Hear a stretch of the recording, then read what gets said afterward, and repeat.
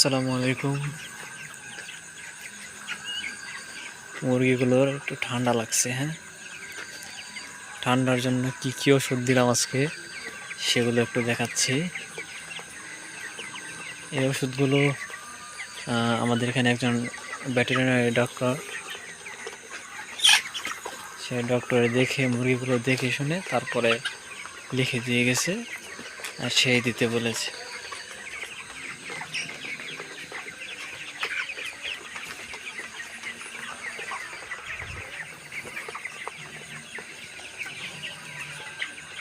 ওষুধগুলো দেখাইতেছি, এই যে এই সাইডে।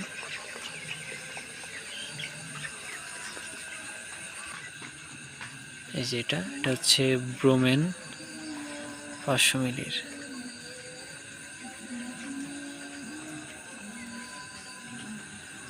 তারপর হচ্ছে জিঙ্ক, এটা সবাই চেনে জিঙ্ক।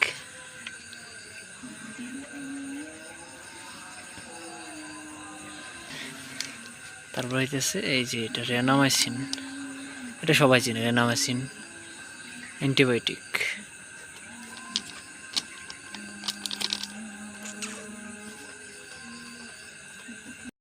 সবগুলো ওষুধ কিন্তু একসাথে মিক্সার করছি।